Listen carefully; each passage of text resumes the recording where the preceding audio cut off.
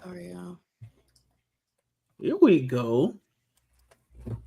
So that was straight user error. Okay, all right. It kicked me out to my Facebook. Oh, y'all, we good? We good. Yeah. Okay. We're live. We live. Okay. Hey, y'all. Hey, Kimmy Walker here, and welcome back to the next episode of the Early Accountability Podcast. Here with the Cutting Through the Noise crew. And we are going to dig in tonight. So we've been here. This is our third episode. 3. Big right? 3.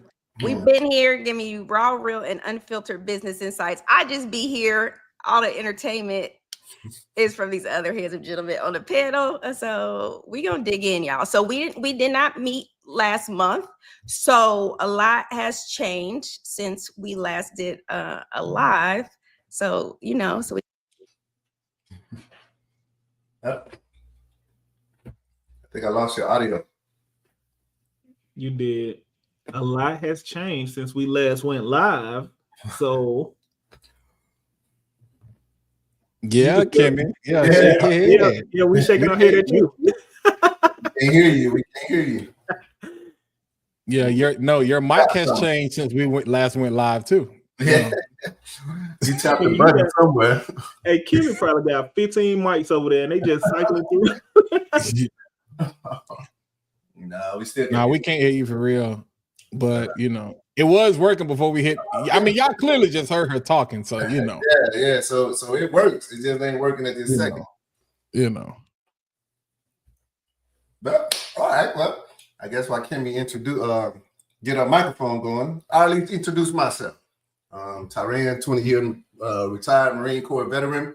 If you tuned in for the other episodes, you should definitely know who I am. Spend my time just being retired, learning the stock market, pretty much doing great in that. And for the most part, just living life. So that's kind of me in a nutshell. It's one of you fellas. Go ahead, Walt. You got the energy, bro. I'm a little tired. You gonna have to drag. You gonna have to put in the extra for me tonight, man. It tax season. It tax season. Y'all gotta listen. It's written all over your face. But y'all see where I'm at. Yeah, episode 3. For those of you tuning in for the first time, my name is Walter Jeanette. Some call me the Content Bishop. Some call me Fat Boy Finesse. Whatever suits your case. But if you've been here the last 2 episodes, then nothing has changed but Kimmy's mic. So we still gonna keep it raw and unfiltered tonight. But that is me in a nutshell. And I am Albert C. Hurston Jr., CPA, owner of Right Choice Accounting Solutions, where we help professional service providers maximize their profits while saving a lot in taxes. I go by Albert the CPA on Instagram, Right Choice Accounting everywhere else. And like my brother said, we just here to chop it up, keep it real, get into these topics that Kimmy gonna throw us into when she get her mic together. At this rate, it might not happen. Yeah, I was gonna say, Kimmy, you just gotta hit us in the chat to let us know. I promise she hit a button somewhere. I was gonna say, get in the comments or something, Kimmy, so we know. Yeah. But Albert, you did. I do got a question though. What's up? Because you said it's tax season. So last time we talked, I think we was in. Now, last time we did this, the election had already been decided. But current administration hadn't been sworn in yet. Has tax season been different from you all under this, well, not necessarily new administration, but, it's Trump's second term. But has it been different, or is just kind of the same, or you think like you'll probably just get a lot of stragglers probably late March going into April? Yeah, nothing has really changed for us. It's like the only thing that's changed, like people's attitude towards it. I think just the people we work with, right? It's a lot of. Now we hear you. Now we hear you shuffling around, Kimmy. Oh, dang! See? Okay, I'll come back. Let me get situated. We work with a lot of Black people who got money, or like they knew money. Mm-hmm. So I think we seeing a lot of people dealing with like the feeling like, dang, like is Trump like actually good for me too? And we see like a lot of people kind of going through that whole like who I am personally ain't in alignment with who I need to be as a business person, and where Trump fit into that, like, oh, we lost him. So, but no, as far as like what we doing, the workload, all that stuff, same too busy workload, same old. Can you separate the two? I don't want to get too deep in the conversation, but you threw something out there. You started talking about, we're dealing with a lot of Black people. They got money, you know what I'm saying? So that's not an issue, but because I'm of the mindset, and I think those of us on the panel are similar. To me, it really don't matter. You know what I'm saying? I'm well aware of the country I live in, that I was born in. Nothing catches me off guard. I'm not surprised. I don't get too high. I don't get too low. You can't spoil my expectations, because my expectations is always going to be what they have been since before I was here. But in saying that, I think people don't know how to separate business from personal, or business from personal from politics, or people throw that all in the same bucket together. Because to me, you said something, and like I said, maybe we can go down that route, but it's like people are asking, is Trump good for me? And I'm like, experiencing this administration previously, if you were a business owner or entrepreneur, then the answer to that is, me personally, it was very good. And I think there's potential for it to be good again. But if I'm having that conversation with my mom, she's not a business owner or entrepreneur. So she don't understand that. They don't get that whole capital, they don't understand capitalism. And so it's like, and there's so many layers to that. But I just kind of wanted to hear you speak on that, because you threw that out there, and I don't know if you intended to even go deeper with that, but it's like, that's a question that I think everybody want to know. Like, is this good for me? Or, are we just being played with? Well, no, I think what's happening. No, I think it's a layer, right? It's super tough to thoughtfully discuss, because I think for a lot of us who not actually like built something in business, that's exactly who it is. Coaching the crowd. I don't know who it is. No, I got all your designs somewhere around the office. This is exactly who it is. My haircut messed up, so don't remember me like this. And it ain't. I hope my barber don't jump on here. It ain't the barber fault. It's the direction fault.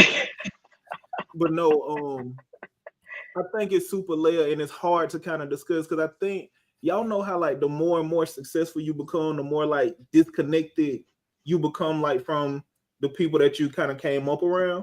Right. Yeah, and I think it's more confusing than anything. Because that's a good point, Sherdad. Like if you were successful, if you like actual, I don't like talking about it because it's so layered. Because it's so easy. I got it.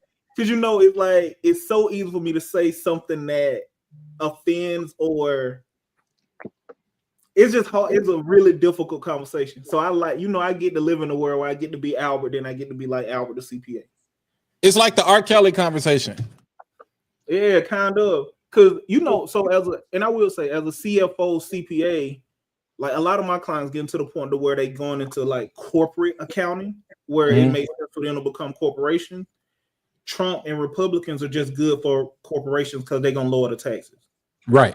You know what I mean? And then like for a lot of Black folks who actually get money, you kind of have to deal with that. Like, am I more business, capitalism, wealth minded, or am I more community, like care about people who look like me minded?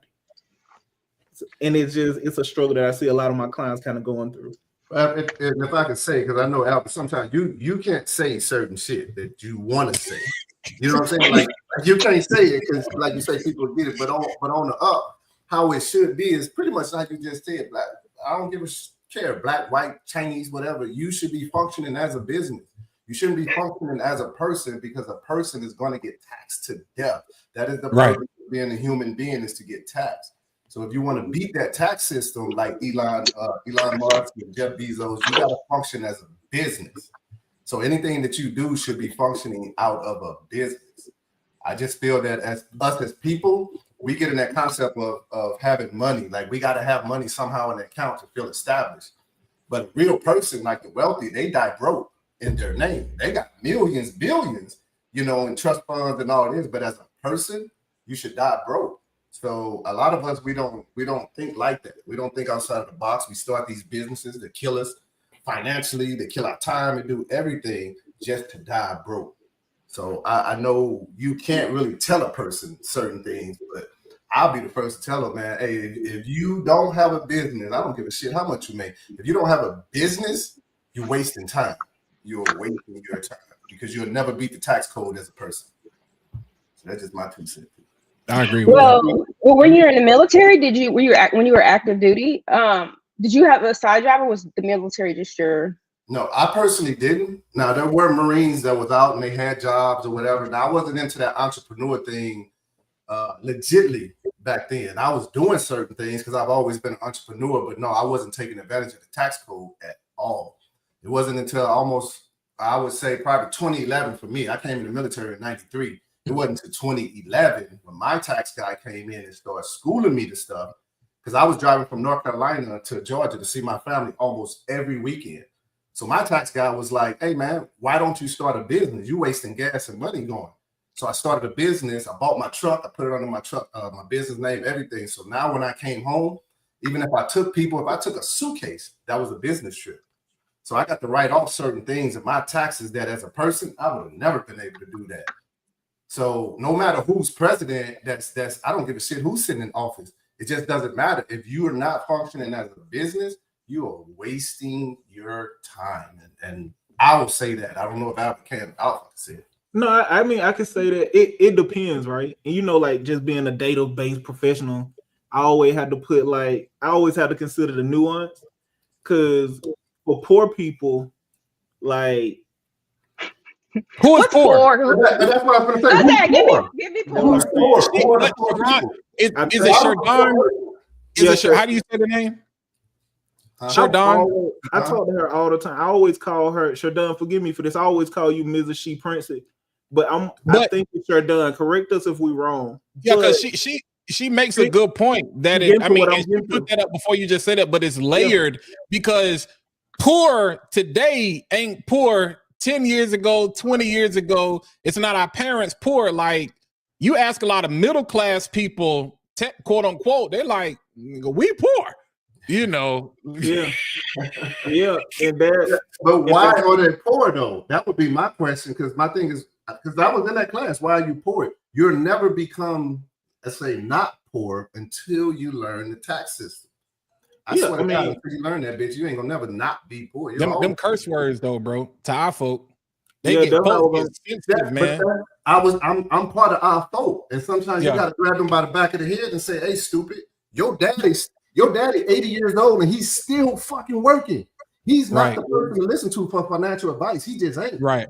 So you gotta, as you guys say these days, you gotta pivot to a whole new meaning. You gotta pivot to a whole new life. Because what mama and dad, it's no disrespect to any parents, but nobody who's working is finna tell me financial management. Like, you're 80, 90 years old, you'll be dead soon, and you'll always be working. Me personally, I'm not tooting my horn, but I've been retired 11 years. I ain't barely even moved my damn couch in 11 years. I stay there because it's all about financial movements. Yeah. I swear to God, I don't give a damn who it is. I smoke whoever in life, and I'll never leave my couch because I'm educated on the tax system. I know just where Bezos and Elon Musk put their money and how they get it. So I'm not going to go out here and work like, man, I went to combat, almost got my nuts blown off for a couple $1,000. You know what I'm saying? Like, now I know how to make that on the couch. That's real talk. There's no other way I'll go back to the way that I was taught. And see, us black folks, we are on that. We're stuck on that. Even talking about death, that's a curse word. So when we all know we're going to fucking die. So that's just, it's, sometimes you got to grab us by the back of the head and have that hard conversation. Because at this point, me personally, I'm tired of having it for other folks. Well, you brought a point too. If our parents or our grandparents, and the elders didn't teach us they taught what they knew for what was appropriate, you know, like maybe for their generation, but it shifts, right? Like you're kind of saying, like, well, it's different now, right? Yeah. But you brought up a good point I wanted to expound on, especially since it's Black History Month, y'all. So we got DEI no more, right? It is Black History Month. What are y'all opinions on, do you feel that you should support Black businesses when you want to look for a service or anything like that? You need something done in your house. Do you prioritize Black businesses, utilizing Black businesses, why not? Ooh, I personally don't know. You I think you asked the wrong question when you said prioritize. Yeah. Well, I mean, yeah. I'm just trying to keep it honest. I mean, because it's Black History Month, but let's talk about it. Because, I mean, should you buy Black? Especially even more so now, because it's like, oh shoot, you know, other things to support are probably going to go out the window. I know certain grants and things like, at least it's not going to be right for right now. I will say this. Yeah, I bet we finna say the same. I bet we finna say the same thing. Go ahead. We might not. Here's my thing. First of all, people perish for a lack of knowledge, and I hate that we are a society where we don't have an understanding for ourselves. Like, we only know what people have told us or the headlines that we read. This is why, and I have friends that they'd be like, oh, you get real quiet, you know what I'm saying, when it's things relating to civil rights. I'd be like, because y'all aren't educated. And I can say that. So my opinion, I was like, I'm not coming with an opinion. I deal a lot with facts. I know, and we live in a society where everything is subjective. I can't be objective because you're coming with emotion. And I get it. It's hard not to be emotional when you talk about our experience. But the problem is, and I think we saw this, what's the joint that AT&T puts on every year? The big festival they do. It's not before InvestFest. I can't think of the name, but it was a couple of years ago. This was right after the pandemic or during the pandemic, whatever. But one of the things I noticed is that we can't get on the same page about anything because we don't know how to remove emotion from the conversation. You know what I'm saying? People are still taking that what's your boy Berman from Alabama, the boxer, this to this day approach, where it's like we still looking for somebody to give us reparations. And I'm like, that's not gonna happen. Yeah, it's not in our lifetime anyway. Like, let it go. And so it's hard. We can't even get to like dealing with the real issue because I got to deal with your feelings first. Yeah. And we live in a therapeutic society where people have, like, if I don't address your feelings, that means I'm invalidating you. And it's like, when it comes to this, I'm not discounting the experience that we've had as a people for 400. I get it. I get all of that. It's just like this dumb movie Tyler Perry got coming out now, what called Duplicity or something like that, about the cop shooting. I'm like, it's this narrative, man, that mentally emotionally we can't break free from.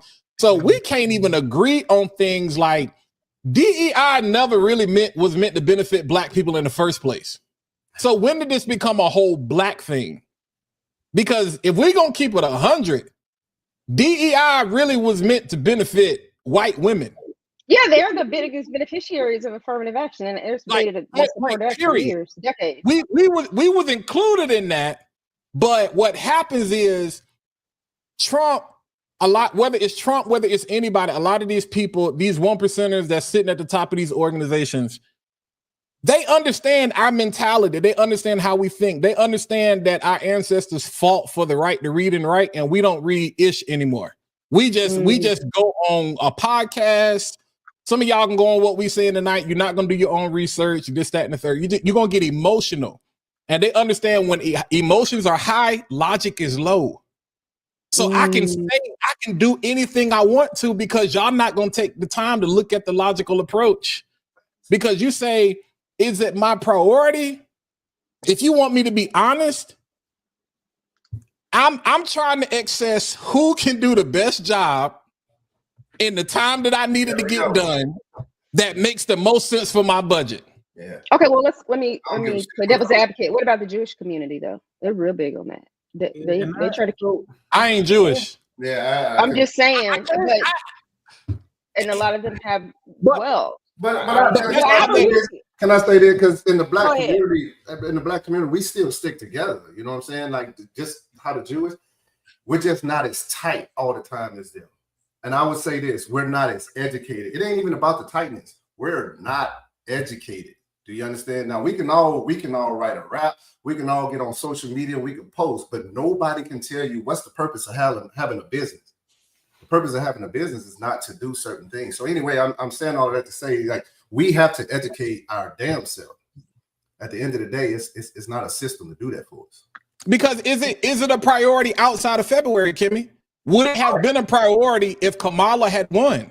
Would it have been a priority if DEI didn't get deconstructed everywhere?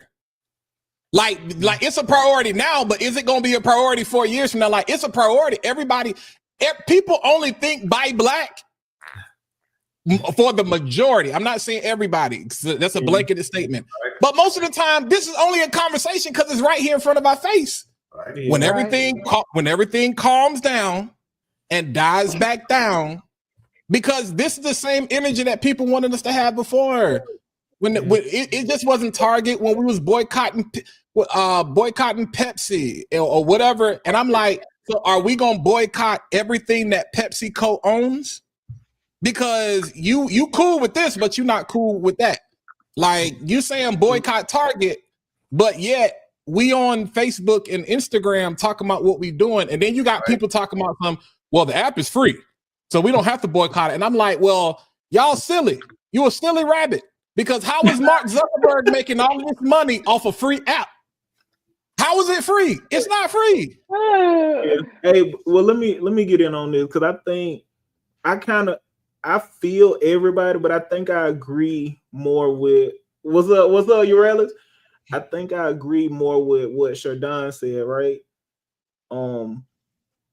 Cause I think that y'all bear with me. I ain't lost my backbone since I cut my hair. I'm gonna still get the move. I'm just trying to think a little bit more. We're trying to get you up, bro. You know, but no, so now, yes, to the point. Well, before that, Shardon, stop reading my mind and where I'm going. I'm trying to get to the point, Jesus. So I think a lot of times when we think about working with black businesses, we think about working with them because they black, and that's not what I do, right? Like, right. But I do treat being black like icing on the cake, right? You know, you don't necessarily buy. If you go get a strawberry cake, you want the cake because it's strawberry, and the icing is just extra. So that's kind of how I treat it. I work with good companies, right? So if I'm hiring somebody, because y'all know about Right Choice. If y'all don't know about Right Choice, like, Right Choice is a black-owned company with a black husband and wife, with a black team, black women team, everything around here black. And it's not because it's black, it's because it's excellent, right? And kind of to Shardon's point, Shardon was like, because a lot of time when we think about black, we associate kind of mentally with janky, blah, blah, blah. But I find good black companies. So to Coffee Brown point, no, you ain't getting my money because you black. But if you good and you can show me that you good at what I'm doing, chances are I will give you points if you're a black owned business, because kind of what you were saying too, Walt, like, of what our people been through. Like, y'all know, like, I'm a CPA, right? So y'all know what I've had to go through to be taken seriously, even though I got the education, the credentials, everything as a black professional. So when I'm looking at black companies, I kind of play a part of that. But to your point too, Walt, like, it's hard to get to like the are you good at it part because of all the feelings and the emotional. So you don't get to the logical. So I logically work with black companies. So will I pick a bad black company over an amazing white company? Never. No. You know what I mean? But if we had like a black t-shirt print business, and I could go to a black t-shirt print business, or I could go to a Printful and I see this sister and know kind of what she's been through and know what she had to build and know she probably hired all her people and was trying to do that and had to go through that shit because of what you were saying earlier, Ty. Like our minds are so broken sometimes toward moving forward.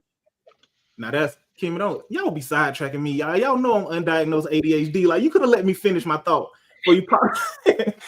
But I think a lot of times, like we be dealing with people, not people who are broken, but we be doing a lot of extra stuff that we wouldn't have to do if everybody was Jewish. Because like I feel like a lot of time, and y'all stop me if I'm going on too much. Can I say this? But why? Why is that? Like, what's the difference between black and Jewish? Bro, because they were given opportunity that we weren't given, bro. We're in a country that was built pretty much around somebody capitalizing off of us. Like nobody else can say that they had to be a part of a country, like a whole world pretty much that was built to benefit off of their skills, labor, and talent. So we up against something that nobody else has really been up against, from my opinion. But even with that, if you say that we built this country, us black people, we built this, then what does a black person need to ask for permission for from anybody else? You know what I'm saying? And even with a Jewish people, if their community is tight, you're telling me that the Jews didn't build this country, the blacks did. So why are we the ones that gotta come in last, you know, and not be the team players at sometimes? Yeah, because I think it's because we ain't support each other. Yeah, and we don't support each other like they do. Like, bro, I don't know who know about Atlanta, but I live in Duluth. And Duluth, bro, you got Asians, you got Hispanic. Matter of fact, let me give you a better example. Y'all remember how, was it 10 years ago, people used to be laughing at Mexicans because it was 100 of them in the car, 500 in the house. They used to talk about smart. Y'all know that's group economics, right? It ain't like that no more though. They pretty much ran the play right in front of us. They came over here, they got together, they all live together. Asians do the same thing. Yeah. So I think a part of that goes into black people too. We don't support each other. Like, matter of fact, whoa, bro, you know probably 100 times more than I will ever know. Well, I don't know about ever because I'm bright. But at this moment, 100 times more than I would know about YouTube. So why would I ever get online and go anywhere and position myself as your peer when it comes to talking about YouTube? Like, I should be learning from you. And what I learned with a lot of like other people, we have like all of these issues and traumas and blah, blah, blahs. It makes it hard to bow down to somebody who's superior than us at something because we can't we can't do that. Like, you remember last time Ty was like, bro, you worked 20 years at something to say you were retired for a living. Like, nobody don't want to put in a 20. What I look like, I can't kiss your boots when it comes to talking about doing anything for 20 years. I'm 38. You said 93. I was like, dang, how old was you in 93, Walt? Like, 7. 6. My sister was born in 93, so 7. He was like, yeah, I was there in 93. I was like, bro, you were working at that, and Walt, we was in first grade. Yeah. Like, we can't say shit to you about that. You know what I'm saying? But I don't want to digress or stay on too long of a tangent, but I do think it's a part of it is we don't come together and support each other. And a part of it is we get caught up in like the small stuff. Like, we never get to the big picture stuff because we be so stuck in like the small, tiny shit that's inconsequential to the big picture. But do you feel it's an obligation to support? Because you said something about icing on the cake, and I just want to play devil's advocate. Yeah, please. Because being in North Carolina, going to a PWI, going to shout out to Terry Houston, who was in charge of multicultural affairs at the time. She said, I don't care how you got here, you're here. You know what I'm saying? But one of the things that I have experienced, because people love to talk about racism and different things, but I'm like, there's so many layers to that. So I love dealing with people as it relates to like microaggressions. And it's those small, minute things, those nuances that people do that is like they can get away with it, where it's like, it's not really racism, but you understand the underlying tones with it. But it's crazy when people say, "Oh, you're so well spoken." Yeah. Like, so when okay, you that's icing on the cake for me. It's kind of like, yeah. So you just because you're a well spoken Black person. I'm like, so do you think that Black people aren't well spoken, or why is it? Why are you surprised that I'm so well spoken? Like, is this a socioeconomic conversation? Is this a because I'm Black conversation? Is this because you haven't experienced anybody that can hold a conversation with you? Like, where does that come from? You know, so I see to both of your points. You know, it's like we still get this whole being told to be pulled up. You know what I'm saying? You know, pull yourself up by your own bootstraps. But it's like, bro, y'all got me buried in 10 feet of cement. You know, we pulling. You know, but I get the emotional strain that comes with it, where it's like, you know, we talk about that 400 year, 500, whatever head start. It's like, I'm trying to get there. But to Tyran's point, also, it's like at some point you got to shift the mindset to be like, yo, you're behind. We've established that. So at this point, I'm not even focused on quote unquote trying to so much catch up as it is. Let me focus on doing what it is I can do and doing with the people that are around me, which in the likelihood, I'm more likely to probably lean on somebody that looks like me and has a similar experience to me. But I don't want to hold up our progress because we keep chopping it up about stuff that we can't change. That's my whole thing. I was like, yo, we can have your feelings, have your moment, put it in timeout, but it's like, we can't keep talking about this because they are not going to change it. And we can only change it if we change the mindset that we have to progress within the confines that we're allowed to progress. Because we built this country, but I mean, we still if we're going to talk about constitutionally, it's like, I mean, we still 3/5 of a human. You know what I'm saying? And we're going to keep it a buck. So it's like, we built this country, but it's still not our country. Yeah. And I'm not saying have a slave mindset, but still understand it's like, yo, Capitol Hill gonna be Capitol Hill. And if you looking to Capitol Hill to be your Jesus or your savior or whoever you worship or whatever, we got a problem. Man. Okay, this is Sheridan. She brings she brought up a good point, and I did want to expand on this, okay, especially since I want to speak on that. Yeah. So, and I know Tyrann, I know in the past you've had some issues with Black businesses too. You say, well, I don't always, do Black businesses or whatever. I hate Printful. Oh, I don't even know. No, I'm sorry. Printful get on my nerves. Right. Go ahead. I'm sorry. Yeah. Oh, what does Printful do? Print on demand. Yeah, they print on demand. Yeah. Okay. Well, what's the threshold of where it's like, okay, y'all small business and I can work with it, or or the customer service? Because I have been in some stuff that were from people who look like me, talk like me, whatever, and it was just horrible. It was just horrible. And I have a rule, like, I ain't gonna try to do nothing real messy. I'm not gonna try to get you a whole bunch of stuff going on or whatever. I'm not gonna leave a review, but sometimes I just be like, hey, I'll tell you what, they're not gonna get no more of my money, and I'm not gonna recommend you, because recommendations are a really, really, really big thing. But at what point do we say, hey, bro, sis, like, we good, but you're gonna have to tighten up? Right. I would definitely say, if for me, I can speak on this shit so wholeheartedly, because me too. That's all I've tried to do was support my people. You understand? And majority of the time when I got burnt, it was by my people. And I don't really need anyone to tell me that, well, that's not, you need, what I'm saying? You need to continue to try, because I only got so much money. You understand? So I can't continue to try. So when it comes to businesses, I think my thing is money is already so tight, especially as an entrepreneur. When something feels like, oh, I've been here before, we instantly get the hell away from it. So if I come to your business and then your business leaves me hanging, then I'm gonna instantly be like, yeah, probably never again, because shit, you know what I'm saying? You left me hanging. So we'll go to the other businesses, I think, a lot of time because of the more of the well name and the comfort of it. You understand? So like if it comes to plumbing, I would probably go to a Roto-Rooter before I go to Albert's Plumbing.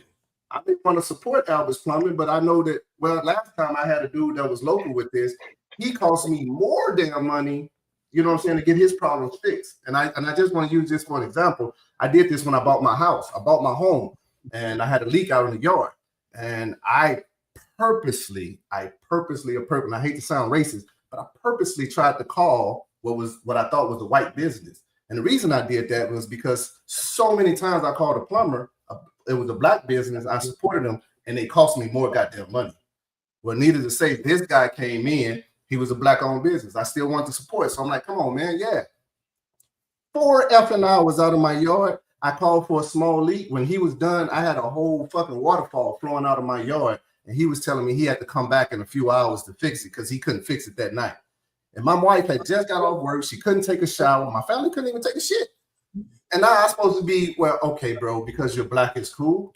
I know I curse his ass out just like I curse anybody else out. So that's why I say for me, I don't give a damn on your color of your skin. It's about, can you deliver in a timely manner and for my money?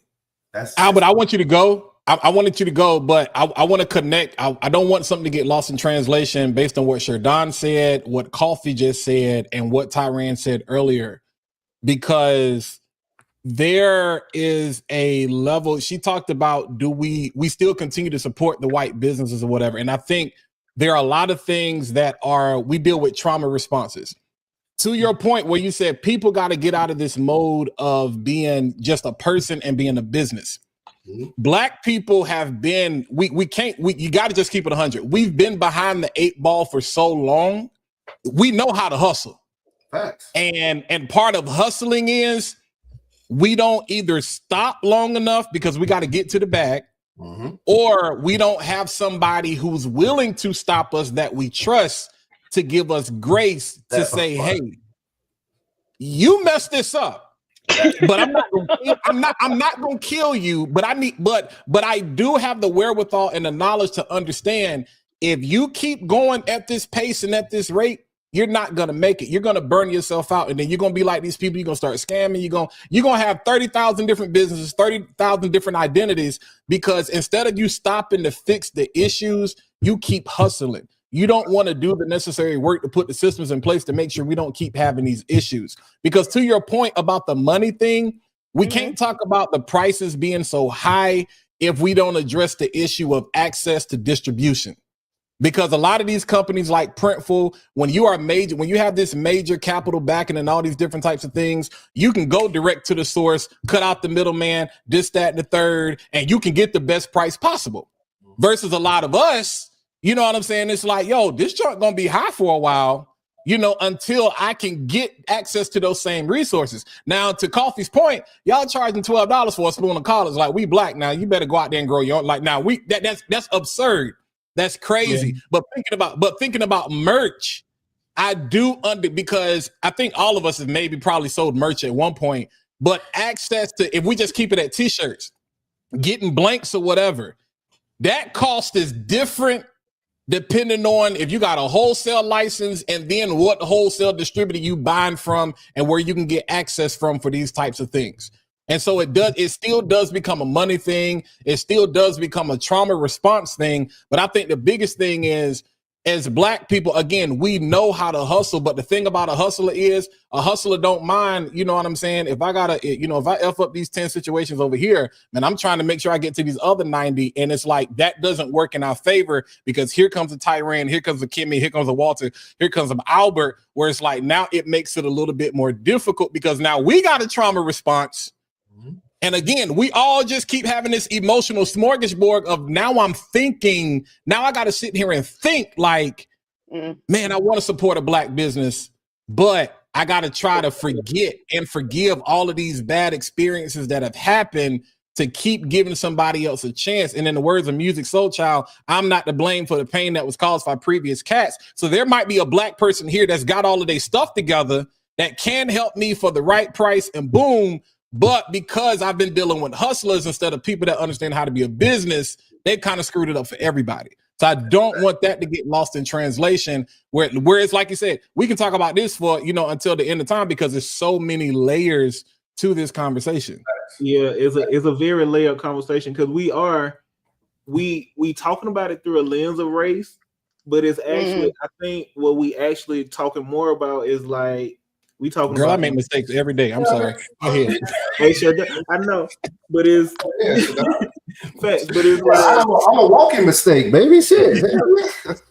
But yeah, so we talking about integrity, we talking about grace, we talking about all these human things, right? But to I think your overarching point, well, I think Black folks have more experience with Black folks, white people have more experience with white people, women have more experience with women, and blah blah blah. And there's so few Black people when you actually like look at the numbers that every experience hurts a little bit more because of what you go into it with. So it is trauma. That's pretty much what it is. But to Chardon, to all of my points that you keep making in the chat before I get to them, like I think we expect more from each other, so we judge each other more harshly. Because Kimmy, you had said, did that make sense? I mean, we expect, we expect more from each other, so we judge each other more harshly. Because a lot of times that we work with a Black business, we be working with them because we be like, nah, I know you're gonna look out, I know, blah blah blah. And then when they don't come through, when they don't even do the basis of what they should have did, we take it harder because you're supposed to be my people. But I think to answer your question earlier directly, Kimmy, like where do we draw the line? Like the line got to be the same. Like I don't care if you Black, white, Puerto Rican, Asian. Like you gotta be good at your job. And I don't think nobody should work with no business that's not good. Nobody should work with no business or support no business who ain't held to a standard of being good. But I think there's a lot of grace that comes in, right? Because I'm wearing this Yay CPA shirt, right? Who y'all think printed this shirt? If you just had to guess a context. If it wasn't you, I would say maybe Shadon. Just one of the two. Yeah, I don't fucking know. Shadon, she prints and did this shirt. And so y'all know the reason I sought her out and went to her is because she do good quality work. Right. And the icing, she Black. So instead of me being like, oh man, like I don't want to deal with these Black folk because it's gonna be late or I'm gonna have to blah blah blah. I found the one who I knew was gonna do good work. Kimmy, you know she prints and do good work. Why? Because you probably got 17 different things around your house that you know this woman company printed. We got backpacks and phone chargers and shirts and you know what I'm saying? So we know she's legit. And I think that was to one of her points where she was like, did you ask for referrals? Did you blah, blah, blah? Because Black can't be the category. Because y'all know, like, it's white people who be on like rob people for like $1 billion just off the strength of looking safe. Right. Like, you know what I'm saying? They be on walked in banks and they be like, y'all know we hear about these guys. They make movies and shows about them because they just be capitalized off being white and looking safe. But those guys, those hustlers too, they just got further along with it. So go ahead. I think sometimes it's maybe not, or just from the outside looking in, maybe not investing money back into your business. Like, so I don't know if this is still the statistic, but I thought it used to take people, they would say, hey, it takes about 5 years for you to really start turning a real profit in a business. And as I expand things, I'll expand like my podcast agency, stuff like that. I see what they mean because a lot of that you need to be sewing into it to make it grow. So, I mean, it's nice when you have other things for customer service or what have you.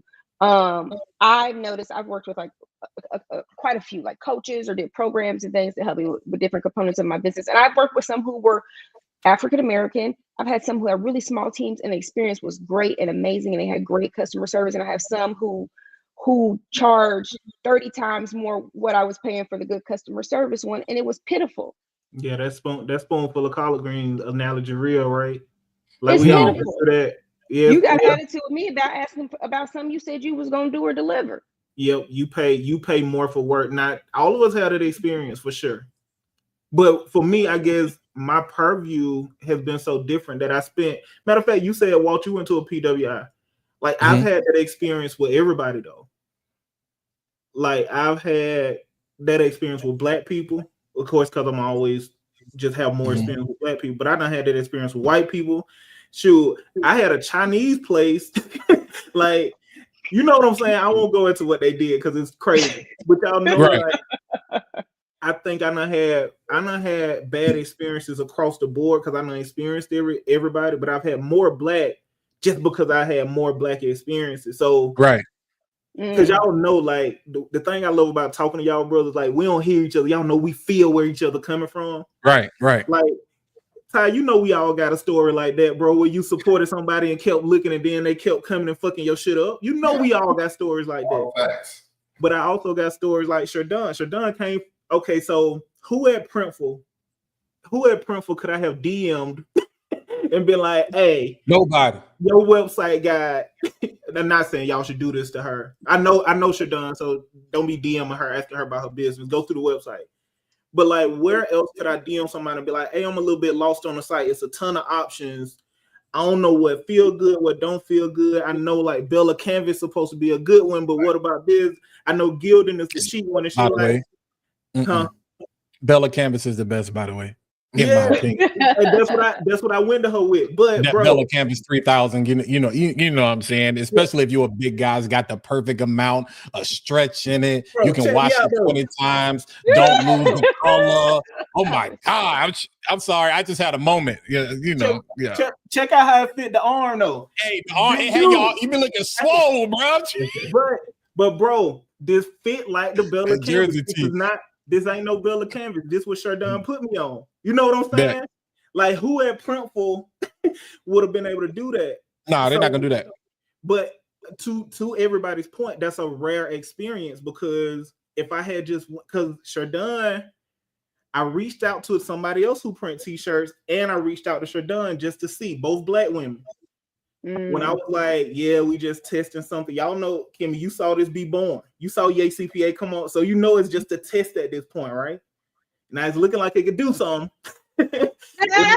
But you know, it was just a test. So I was like, hey, I'm trying to test this new thing, blah, blah, blah. Like the first one, when it looked like I wasn't gonna put in big orders, she stopped, you know what I'm saying? She stopped replying.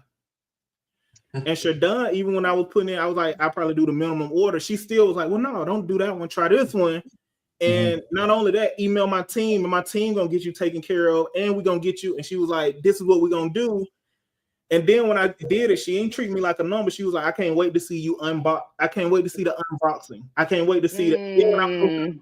She commented. You know what I'm saying? Like, oh, look at y'all know, like that's amazing service. And we would never get that on the other side. So I don't want to like talk about, you know, the plumber who fucked your plumbing up, and not also talk about, oh yeah, I gave me 100 out of 10. You know what I'm saying? Big facts. But not that to say, because the question was, you know, are you mostly supporting people because of their black-owned business? Yeah. And my thing has always been, if you gotta keep expressing the fact that you're a black-owned business in order to get support, it's like I just feel like you're kind of that playing part.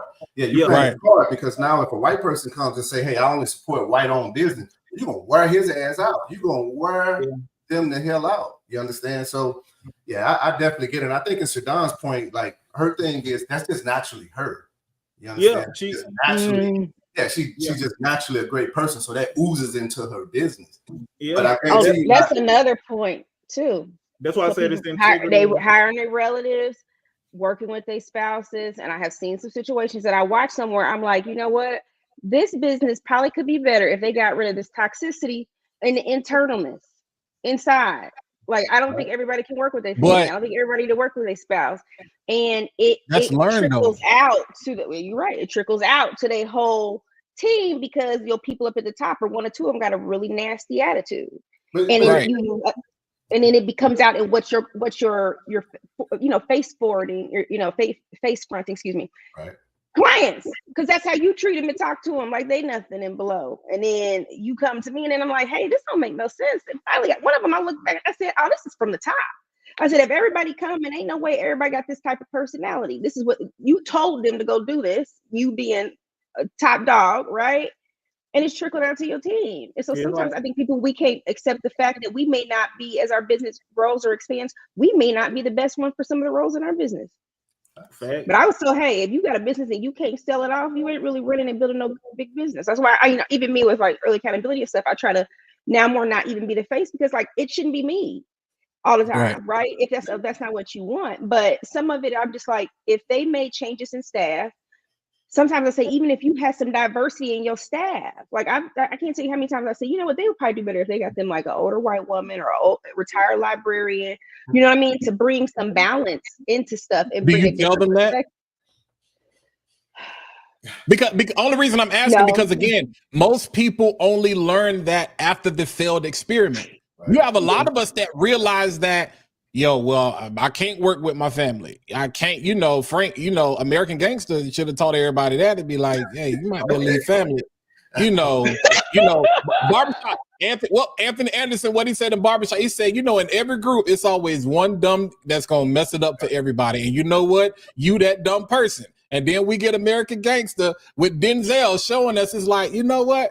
I want to use family. But again, if family is not on the same level I am, if my peers, if my friends, if my community, if we're not all thinking the same thing, if we all got different agendas, and I'm not blaming you for that, it's just a matter of, if we ain't on the same wavelength, man, that ship is it's gonna sink, and it's gonna sink faster than the Titanic did. Because again, you looking at it from the mindset of, man, I'm trying to bring everybody up. The unfortunate reality is, and I have this conversation with my people all the time, they don't want to come up. And I'm not saying that as a blanketed statement. I'm saying we have too many people that only have a reference point for failure and struggle and poverty, and they don't have a reference point for success. I'm from a small community. I'm from a small town. I'm from a rural area in North Carolina, and the same Negroes that was on the corner 20 years ago is on the corner now. And the difference is, it's like they think that's life. So I can sit here and try to have a conversation, be like, bro, let me help you. Let me put you in it. Some people honestly don't, they have made up their mind where it's like, they don't want better. And unfortunately, you know what that does to us? It goes back to this whole trauma response then, where it's like, okay, you get tired and fatigued, to Tyran's point of always leading with this, oh, okay, you black, let me try to, it's like, it's at what point are we just gonna die fighting for the struggle, trying to pull everybody out? Or do you say, yo, let me unite with a Kimmy and an Albert and a Tyran, and this is what we're going to do, and we're going to filter through the noise, and whoever catch it, and whoever don't, and we're going to keep it moving. Because at the end of the day, when we do that, and well, let me speak for me. I've been called a sellout since I was in high school, when I was president of our multicultural club, and I was like, y'all, this year we can do something different than talk about Martin Luther King. Like, it's hundreds of other people that contributed to civil rights. Oh, you a sellout. Oh, you college boy. Oh, you white boy. So now I'm this, that, and the third, because I'm trying to better my situation. But me trying to better my situation is offensive to you, because you didn't have, and I hate to say this, but I was blessed to have a mom and a dad that told me, no, this is what you can have if you put the work in. It's not going to be given to you. And I can't help that you didn't necessarily have that. But I didn't come at you, you know what I'm saying, trying to make myself seem better than I am, this, that, and the third. I'm trying to give you the same opportunity that was given to me, but because of your trauma, because of your experience, because of this, you don't want that. So now when you start this hustle 20 years later, you know what I'm saying? You haven't had the education. You haven't had the support. You haven't had the systems to understand how to put these things in place, or you haven't had a Kimmy to say, hey, you need a 50-60-year-old person that's got experience in this, that ain't got nothing going on. But they great kids. Let them handle your books so you can go out here and be great. This, that, and the third. You don't have somebody to tell you that, or when somebody does try to tell you that, man, I don't need you. Buckle up. It's trauma.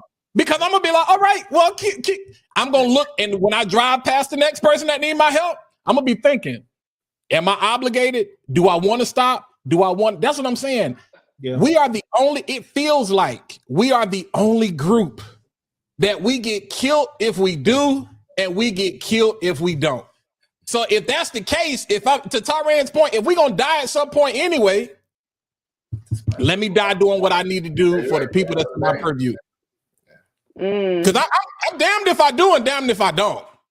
There is no winning in this situation. And the sad reality is, the people that's going to tell me I'm not winning are my own people. Because it's never going to be good enough. Because we all got trauma. Yeah. Yeah, but how do we can't grow get if we don't money address 'cause it? my feelings is hurt. Yeah, Trying the to get feelings is big too. That is big. That is real big. I think the feelings thing is huge. Yeah, I mean, I think that is. no, I was just agreeing. I was agreeing in black. You know, we be noisy agreeers. Like, You yo, know, that's the thing Yeah. when it comes to anything, separating feelings from everything. That goes from relationships, that goes from business, that goes from everything is feelings. I always tell, and I've taught my kids that just because you have a voice don't mean somebody should listen to your ass. You Or understand? don't mean you need to say it at that Like, time. you can say whatever, but what are you doing? What are you doing to make people want to listen to you? What are you offering to the community? So even No, I that, do disagree with Sherdon's that Walmart McDonald's. I don't agree with that now. What you mean? I miss. Like customer service joint? Nah, baby, that ain't got nothing to do with up top. No, you got a problem. No, because Chick-fil-A, I guarantee you gonna get a better experience. You Yeah, and I was gonna say that too when I saw that. You got a problem. It's my manager. Now they didn't dance some messed up stuff. I have to, I go inside Chick-fil-A now. If I'm gonna get a gallon of diet lemonade, I watch them because y'all done gave me non-diet. You know, I feel about that, right? I don't try to drink calories, but I'm not saying they do everything better, but the customer service experience is different. And to me, now, I know it's not as many of them. At fast food, to me now, it's not even so much a race issue as much as it's an age issue. I went to last weekend. I was craving Hardee's. I needed, you know what I'm saying, a super sausage biscuit. I went in there and got a super sausage biscuit. There was a young black lady at the register, and you can tell it's not all the time. I'm just using this for an example. She had the nastiest attitude already walking in the door. There's an older white man named Fred. He has a tag on. His name is Fred. He gotta be like plus 80 years old. Fred coming to get his biscuit. And she rolling. Now she done had a bad morning. I understand. I can't help that. My thing with customer service is, listen, it might not be your fault, but it is your problem. Don't find fault, find the remedy. That's a Henry Ford quote. I understand you got a lot going on, but this old white man walks up to you and say, "Hey, how are you?" Terrible.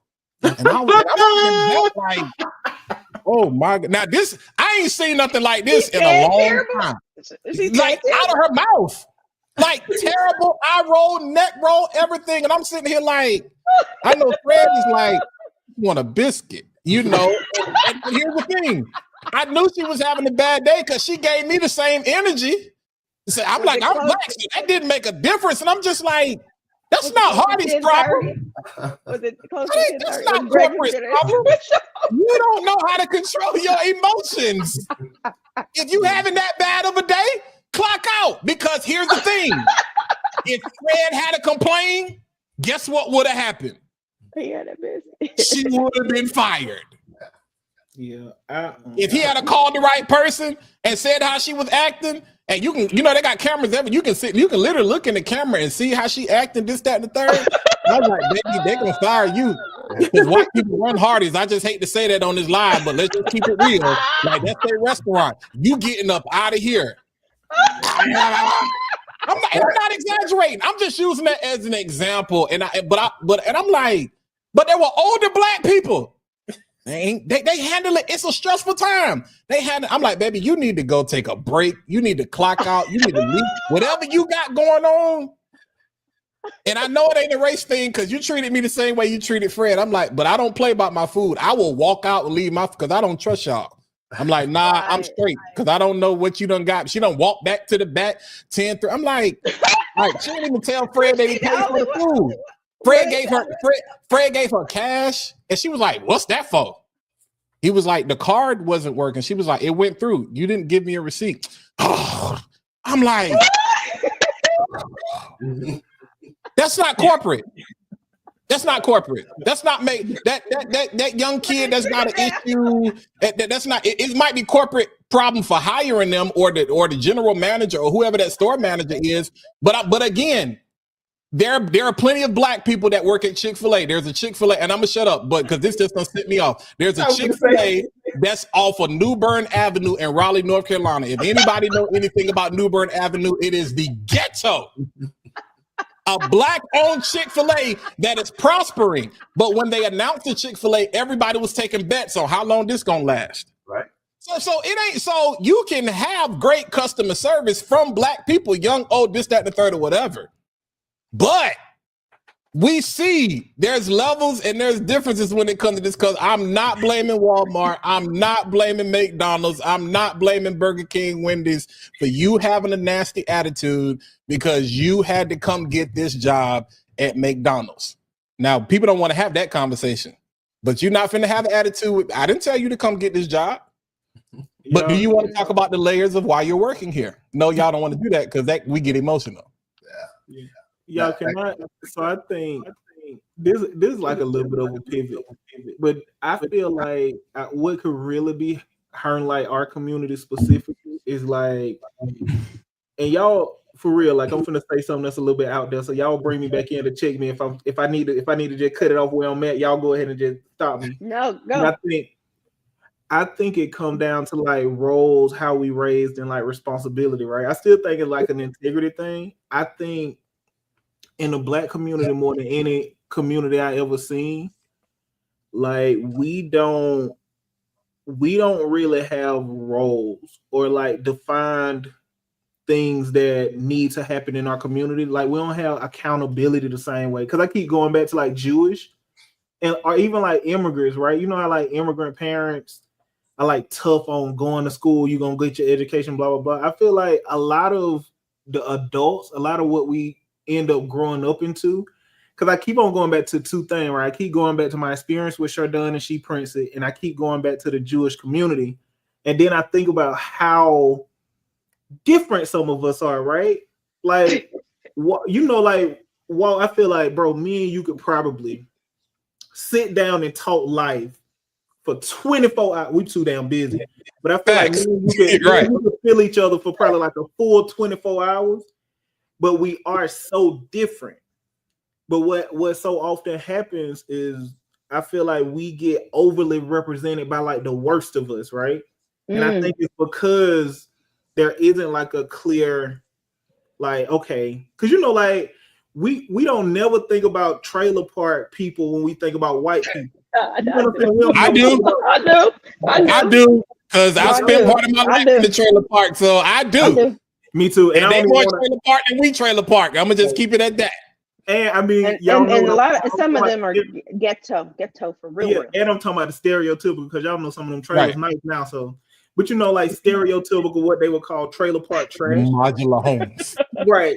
Like some of them are really like triple, you know. But no, like I think a lot of time, Chardon, I feel you, because a lot of times our good experiences kind of get underrepresented because there are so many loud bad experiences. Because I kind of feel like if I had the same like ferocity when I was talking about Chardon as I could think of like all of my bad, because y'all know y'all were talking about Chick-fil-A and I was like, you know, Chick-fil-A consistent everywhere, but damn, Popeye's consistent everywhere too. No matter where you go, Popeye's gonna be slow. It's gonna be, you know what I mean? So I was thinking about but I wish we, because for some reason though, like bad does like it kind of overshadows, like when you feel bad about something, it overshadows how good you feel about good things. And I do think it kind of come. Oh, go ahead. I'm sorry. Go ahead. No, go ahead.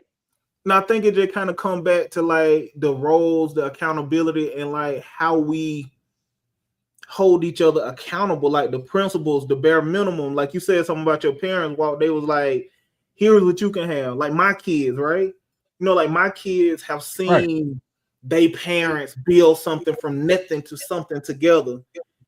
And like, you know, they just got a different experience and they see like if you work hard and you stay locked in, you can actually accomplish, you know, they see that firsthand. But that's such a rare experience. But when people talk about black people, they don't be talking about right choice. But there are people who are hear enough about black accountants. Or matter of fact, accountants. These accountants stole my money, blah, blah, blah. So people, I ain't even gonna get no accountant.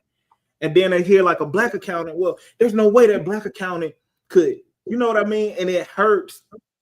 I think the way we talk about that, it hurts a right choice. Because y'all, we just the best. Like we can, I promise you, if I could like take the black skin off make it white. We'll still have the same amount of 5-star reviews. Kimmy, you see how we handle when something don't go the way it's supposed to go. We ain't perfect, but we the best. Right. You know what I'm saying? Like we attack our problem when miscommunication go off, we fix that. But I think a lot of time when people like, I don't even working with black folks. That's why I feel like Sherdon, because you know it kind of hits you the same way it hits us. Because when Ty brother, when you be like, I ain't looking for no black, blah blah blah, bro. Like no accountant would care about you like the way I would. You know what I mean, bro? I actually care about you, your ability to keep growing, but I'm in the rarity. And that's like a problem because of how I was raised, my integrity level, blah blah blah, and the icing is on black. But how does Tyran know that if he does not know you or somebody brings that to him? Because one of the things I teach people, content is king, content is currency. People don't buy products, people don't buy services, people buy people. Yeah. So Tyran is going to trust you off the word of Kimmy or off the word of Sherdon. Yeah. And so to your point, we don't have enough people who can be the agent, you know what I'm saying, for this next person to be like, yo, I rock with such and such, you good with me, I'm good with them, they took care of me, this is what they did. Because what we do see a lot of times now, like people will hop on Facebook, people will hop on IG, and they'll be like, yo, in search of, like, I'm looking for this person, I'm looking for that person, and then everybody will make a recommendation. That's how we've been kind of getting by. But again, it goes back to the whole, it's just like you shopping on Amazon for something. I do fragrance reviews. You're more likely to come ask me my opinion, or you see a video, you're more likely to trust my review than just going blind buy something, and then you have a bad experience and somebody be like, well, why didn't you ask anybody first? So we still have to rely on that point, which does still go back to the conversation we've been having the whole time. Depending on how you see yourself, depending on how you see your brother or sister, depending on what you feel like your level of responsibility or obligation is in this whole thing, is you're going to uplift that other person. Just like I'm pretty sure myself or other people that are watching is going to holler at Sherdon because you have already sold us. I need to get rid of Printful, Printify, all these other things, and just need to holler at her. But I would have never known about Sherdon if Kimmy doesn't take the time to beat down my email and reach out to me to say, hey, I need you on this such and such so I can make the connection with you so we could get to episode 3. Because this is the first time I'm seeing or hearing about Sherdon. So this is taking like 3 or 4 months. Are we willing? Because again, people know how to hustle. But are you willing to take 3 or 4 months just to make a connection to get to where you need to get? Or are you trying to get rich, go viral? That's what I'm saying. People don't want to put the time in to put the systems in place to allow all of these things to happen, where it's like, yo, I'm just trying to get to the back. And I'm not blaming you for that. You know what I'm saying? I'm not blaming, because I'm gonna talk junk. I try not to talk. I try to take the approach. I'm not gonna especially if it's my people. Now, if it's a black business, I will not go online. I will trash any white. I will trash. Well, I take pleasure in trashing them, tagging them, let them know, do a video, and making sure everybody know how they treated me. But my people, I don't do that, because I do have I'm like, I get it. I'm black. I have failed more times than I have succeeded. And that's why I'm in the position where I am now, because I'm not afraid to admit that. And I have learned from those mistakes. So I want people to extend me that grace. I'm going to extend the same grace. But I do rely on a Kimmy saying, hey, I think this will be better if you did that. Or I do rely on a Tyran saying, yo, go holler at Albert. You know what I'm saying? Or I do sometimes that negativity has to be reinforced, because we all have trauma bonded in some way. So you need a Sherdon to come along and say, yo, we got to reverse engineer this thing, and we got to unlearn all the negativity, and we got to start affirming each other in a way. And even if it only starts with the 4 of us, at some point you would hope that 4, you know what I'm saying, becomes 400, and 400 becomes 16,000, or whatever exponentials you want to do, however that makes sense. But is everybody willing? Going back to what we were talking about with Tyran earlier, is everybody willing to do that? Or do I just keep trucking and handle what's in my purview and deal with the people that's in my compound until we get up out of here? Well, do you feel like some of that could be, or how do y'all feel about gatekeeping? I feel like me and you went to the same place. I mean, I firmly believe in everybody can't go because some people got to be shown. Like, bro, well, man, I know we got the same daddy. I know you grew up with your daddy. My daddy in prison, but we got the same something. Somebody lying somewhere because we. But no, but no. To the point though, because I think because more and more, Kimmy, you see like our content a lot, right? And you see like the more. I feel like we post about the successes that we had at Right Choice, the more people reach out and be like, man, like, tell me more about blah, blah, blah. Mhm. Right. And I think we probably just gonna have to lean into that and ignore a lot of the other people. Because I think the problem that is painful for us is because we do want more for our people because we know our people could be so much more. So it's almost like demoralizing when they not. But I think we just gonna have to lead their ass where they at and focus on the ones of us who are like kind of who we can show the rest. You know what I'm saying? It's almost like, dang, I don't even know how this just came to me. But you know, like the saying, build it and they'll come. So maybe it's exactly what you're saying, Walt. We start with us and Shardon. Because shoot, on the call, goddamn Ty, like I was finna say last time, like I don't think I could have more respect than the person who done like Marines for 20 years. 20 The years, level bro. of discipline. Like we got somebody who in the fuck gonna I can't be saying the F word because I see my son and his girlfriend I popped on the live, so I'm gonna watch my mouth. they need to see that part of their daddy, man. Shit. Yeah, but you know, like but like who can talk to you about discipline and when you put in the work you can achieve this, bro. You did 20 years and been retired 11. Like we got that experience. You can speak to that experience. Whoa, ain't nobody finna teach us how to get the content on YouTube better than you. I don't care what y'all say. They don't make an accountant better than Albert. Now, Right Choice is a team, so everybody don't get Albert directly, but Albert trained everybody at Right Choice. So Right Choice as a company is as good as it gets. Shardon can print whatever material. I'm telling you, Shardon will print on this pen. You know, Shardon will print on these sticky notes, t-shirt. She ain't no t-shirt printer. If you go to Shardon website, you're gonna be like, I didn't even know you could print on like Shardon will print on this goddamn hand sanitizer. This ain't no suitcase if you let it. I got a backpack suit. I got all kind of stuff. But you know what I'm saying? Like this ain't no commercial for her. But if we do like focus on us, because Shardon gonna give you good service. And I ain't had no bad experience with her. But if she mess up, I'm sure she gonna fix that.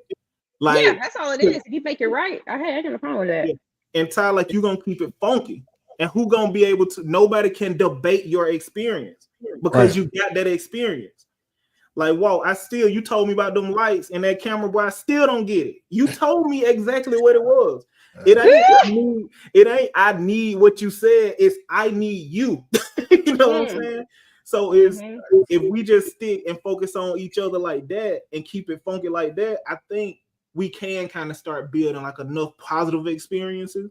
Cause y'all know, like these negative experiences, they do kind of got all of us a little bit fucked up.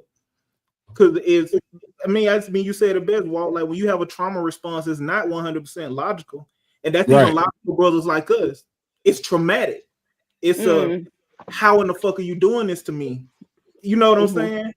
So it's more of that. We handle trauma a little bit different from y'all, Kimmy. And then a little bit different. And then, like with us, with the brothers, you know, most of our dad, like our age, especially Walt, like most of our dad is in prison somewhere, just got out, or we don't know him, right? You know, and you know what I'm saying. So most of us got some kind of daddy issue, so we got some kind of issue with authority. Then you have Ty come knowing what the fuck he talking about, looking like authority, being, you know what I'm saying. So now I'm like, you think you better than me? Who you know what I'm saying? Because now ain't no man ever been no authority figure. So now I'm weird with you, and you looking at me like, damn, let me help this brother. I see potential in this brother. Like, hey, stop doing that stupid shit. Do this. What you mean stupid shit? You know what I'm saying? Instead of like, so it's a lot to go through. Right. So it might, and that could be too. Yeah. That could be too what Walter was saying, reaction, the emotional reaction, like you don't know how to take it, process it. Folks need therapy. I literally told somebody the other day, I said, before you start that business, Go get therapy. Yeah. You're not ready. I tell my brother, my brother and my sister, you know, they want to be content creators so bad. I'd be like, no, y'all get offended too easily. You're not, well, that's a good point. That's a good I'm point. telling you, I am telling you, you cannot handle wanting to look up somebody's IP address and be like, bro, I promise you, if you was in my face, because you have somebody that's sitting in their mama basement that's miserable. They just get a kick out of just, you know, saying stupid stuff. Yeah. No, We well, I've deal seen some businesses, white and black, same thing, white, black, Right. or what have you. But I'm like, yo, small I'm brands, going tit for tat with crazy. people in the comments and stuff. I'm like, why are y'all going tit for tat? You need PR or something. You can't. And some people, they go back and do all these apologies and stuff like that. But it was just like, you're gonna have to detach. It's like people and their kids. Like, you always gonna be much about your own kids than other people's children or what have you. But like, you're gonna have to put some buffers in place there. I mean, and I do a lot of makeup or whatever, but I've seen some small independent makeup brands just go tit for tat and go with people and keep going on. And it's just like, why would you do that? But I think it's because it goes back to what Walt said earlier. Feelings. People can't control feelings. So feelings will destroy. I'll tell you, as a military person, that was the number one thing I taught my Marine. I don't give a shit about your goddamn feelings. Your feelings gonna get me killed. You understand? Right. When I tell you to do something, I don't feel that's right. I don't give a shit what you feel is right. You understand? Like so in relationships, it's the same thing. A lot of relationships go to shit. Why? Because someone was feeling they wasn't getting the best love that they have. It don't matter that this dude was maxing his effort out to give all the love he had. They felt they wasn't getting it. So a lot of people can't control them feelings. But when you can control those feelings and you can separate that from business, there's no fucking way you can't thrive. There's no way you can't thrive. And I'm literally, I feel I'm speaking from experience on this, because when I learned to start separating feelings from shit, man, my life plateaued. Because it's like your feelings only matter to your mama and daddy, honestly, at the end of the day. Nobody gives a shit about your feelings. They just don't. I don't give a shit about your mama. I don't care what you went through. I don't give a shit if somebody touched you. That's your life, because you don't care about my life. What does that have to do with right now in business? So it's just bring up a point. I want to be devil's advocate, and I actually want to hear from y'all. Okay, so you bring up a good point about like military or non-military. So that's something I've seen more and more of course, right? So with my agency and stuff, with the podcast agency, most of my clients are men. Is there, even as a woman or whatever, is there a cutoff point? Because sometimes they are rude. Some people can be rude and nasty, and it's like, is there a softness with this discipline and this military style where you could kind of find this happy medium? Because I get it, that's where you come from, you to fight combat, whatever, but I just ain't no soldier, right? You're not a soldier, but when you look at the proof of the pudding, military's probably been around longer than any civilian business in the world. Military has been around for over 200 years, and they've only been around because they live on certain principles. You know, when it comes to when certain things. Now, some of us may take that shit to far an extreme. If the military said give them discipline, well, we may look at, well, discipline is an elbow to your fucking head. You understand? But that may not be discipline to him. So anyway, the common courtesies and everything, that's just standard with business, because that's why people leave the military and they thrive in so many businesses outside of the military. That makes sense. Now, how we come across in our demeanor, it'll fucking hurt your feelings, because we have been taught to live without feelings. We're literally dead on the inside, because at the end of the day, my job was to die. That was period. Right. My job was to die. There was no, I don't want to do this. I was in Afghanistan for a fucking year. A year. I didn't want to fucking be there. I didn't even think I rated to be there. I should have been there. But that wasn't my choice. I knew what I signed them goddamn papers for. So I had to put my feelings and my family's feelings to the side. Let's handle this. So I think in business, a lot of time you separate feelings. Even if you got your family working there, that's not your cousin working for you. You understand? That's an employee. You got to treat him as such. Because if you treat him like your cousin, he's going to destroy your business. Because he's going to want to hook up. He's going to want to be not reprimanded. Come in late, all that. Yeah, he's going to want that hookup. That's not business. You understand? So as I told my friends, we cool as shit. And I'll be the best leader we can be. But if you ever put me in a position at work to be that leader, I gotta fucking be him. I gotta be that asshole. I don't want to be, but I gotta be, because the mission is better than my feelings. So That's just my opinion on that. Well, y'all, I have enjoyed. We've had a great conversation. I want you all. Go ahead. Say one more thing, please. Go ahead. Get your comment out. And not even this ain't even serious. It's just it keeps staying. It's in my brain, and y'all know how I am. I just keep thinking about like it's somebody watching it who heard Walt and was like, "Man, we should have never gave these niggas IT skills." You talking about looking up somebody's IP address? We never gave these niggas IT. Bro, I got some people. Some folks know what I'm talking about. I'm streaming on IG too, and we had a situation in the fragrance community like blatant racism. And because Fragcom is dominant, well, we dominate everything in the industry. We dominate it. If black people only understood why they try to hold us back so much, we wouldn't even be having this conversation. I'm like, y'all don't get it. Like, bro, do you understand why they fight so hard to make sure we don't get it? Like, come on, man. Look at what we've become, and look at everything that's been thrown at us, and we still keep multiplying. We still keep evolving. We still keep finding workarounds. At some point, I don't want to keep working around. I just want to do what it is I got to do. But there was a certain person in the community that had an issue with the fact that we do what we do and we run this space. And they felt the need to say something about it. And they didn't know that they was going to get the response that they got. And I'm like, I'm a different breed, bro. Did they get canceled? I tried to get we tried. Now I'm gonna tell you something. Because I'm also I have to be smarter and more cognizant about where I am in my life too, where I have some other counterparts who are like, oh, we ready to ride. That's cool. Y'all go ride. Y'all go ride. Y'all can ride. I love y'all. I hope y'all make it back safely. But I got a family. I got things that I got. I'm not gonna build everything I've built.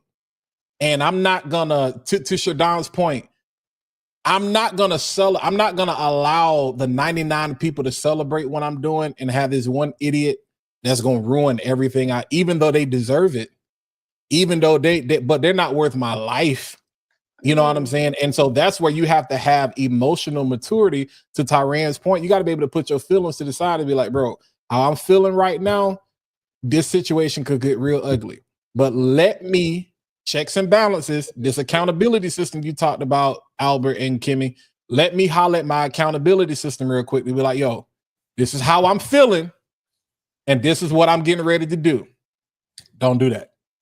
Okay, say less. And these are people I trust and respect. So again, until we establish that level of accountability within the culture, where it's the summit, AT&T, that's what I was trying to say earlier. I don't know if y'all remember that AT&T summit, and I don't want to call names because there were certain people that might not be so esteemed now that were part of that conversation. But it's like people, we listen to get a point across. People want to be right. People want to prove a point. People don't want to work together. And I hate to say that, but until we get to the point where we listen to one another, just like all of us have had varying viewpoints tonight, but we've been able to kind of pull this thing together to say there may be some areas we still may not agree on completely, but we can agree on this, and this is the big picture. I think as a people and as a community, until we nationalize on a mindset to where it's like, yo, it's not going to be perfect, but we at least got to make sure we all pushing in the same direction. We got 30% going that way, 30% going that way, the other 30% going this way, and you got 10%. They be like, they just don't even care. We can't get anything done. You know, Republicans don't agree on everything. Right. And I'm gonna leave it at that. They don't agree on everything. I talked to some. You can ask some. They'd be like, nah, I don't agree with everything. But I'm gonna ride for my folk. And we're gonna go in this direction. And they say that's the difference, and why we are at where we are, because people don't want to have that conversation, but it's like, no, we are where we are. I ask white people all the time, I'd be like, do y'all have these problems?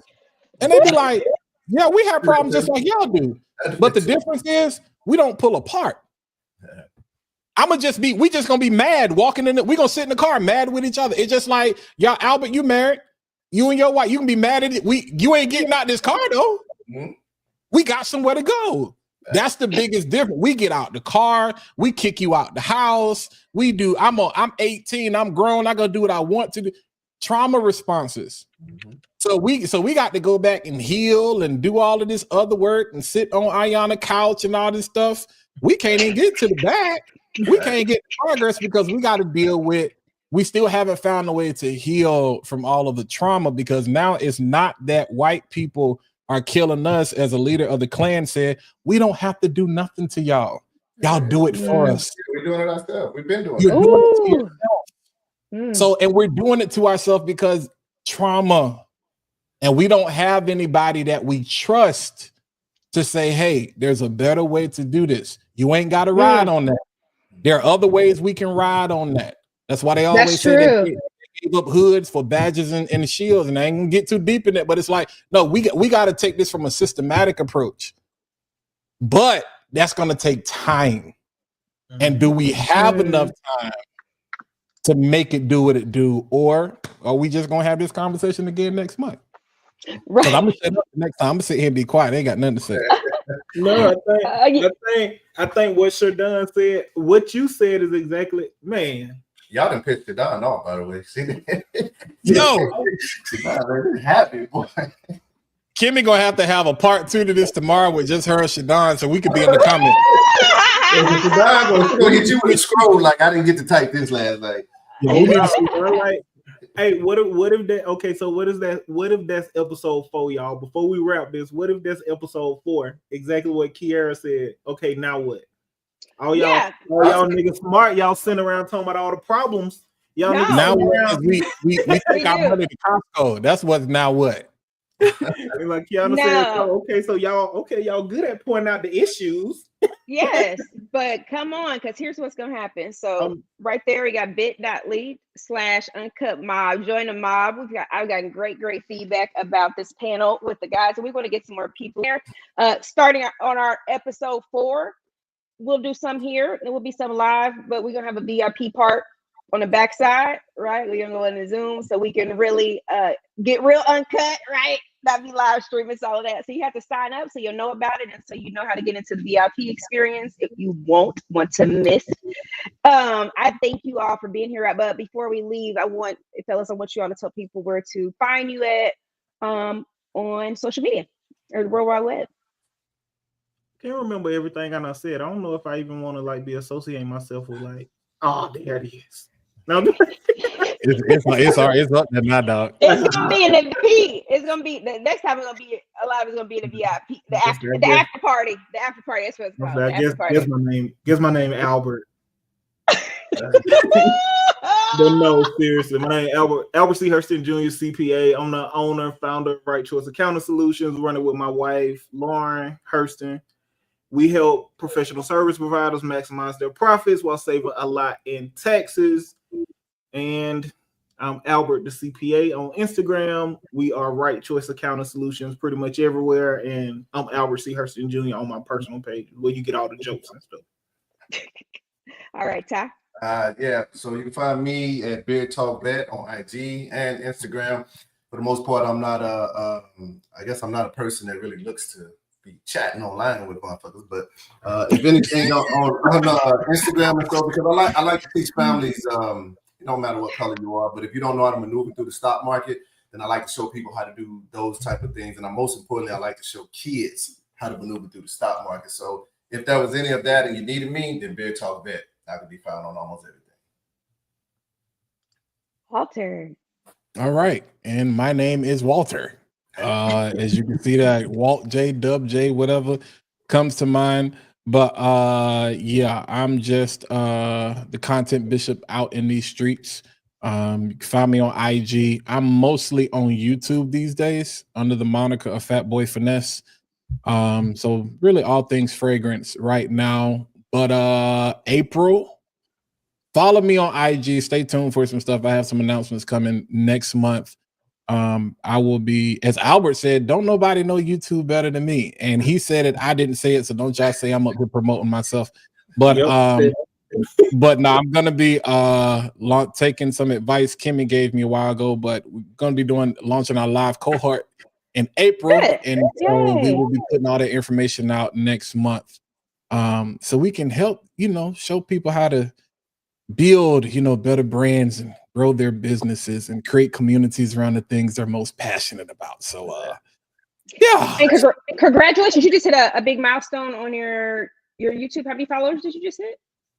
Oh yeah, we hit 10K, but I'm already at like 10.5, so we might be at 11 by the end of so. And then your other channel has 6,000, right? Or 61 something. Yeah, that's the channel. Oh. That's the channel they hate me on though. That's that grind it out. That's that channel. They don't want to hear me on that, but it's okay. We coming. But yeah. Well, good question. How long did it take you to grow to that? I think that's a good question. The fragrance, which one? Eat both. Well, I'll say the fragrance channel, I started in 2022. I uploaded 4 videos. That was right middle of the pandemic. I left it alone because I went back to the production world, was making a lot of money over there. I didn't put up no more content. I get to 2024 August, and this is the whole YouTube. Tyran's point. You got to treat YouTube like the stock market. Stop trying to go viral. Play the long game. All of a sudden, August, I seen like popcorn kernels popping off, and my brother and sister was like, yo, you just need to go all in. I went all in. 30 days, we were eligible to monetize. And from basically literally August 2024, I basically started with 100 subs. So we have done almost 11,000 subs from August to now. So yeah. Ooh. Yeah, Oh, and wow. the watch time is crazy. So yeah. Congratulations, bro. Y'all know the ironic thing about this moment. I just hit my 100th follower on my Albert the CPA YouTube channel. Now I ain't posted on it. I ain't posted on it, so they just waiting on me. Like it's crazy. Listen, seen that 100, and it was like, you know what? It's been 2 years. What the worst that can happen is it don't nothing happen. And I just went for it. Bro. I dig it. Y'all inspiration because I got like 12, so I'm definitely looking to spruce on up. Yeah, bro. Well, y'all sign up for next time. Definitely get on our list. Get on our list so you can get all the latest updates and know when we're going live again next time, and to learn a little bit more about our after party VIP session, because we're gonna keep the real juice for the after party, right? Yeah, But I'm Kimmy Walker, Kimmy Fitwell everywhere on most social media. I want to thank y'all again. I had so much fun. I know we went over time, so I appreciate y'all being here. And until next time, everybody, thanks for tuning in. All right.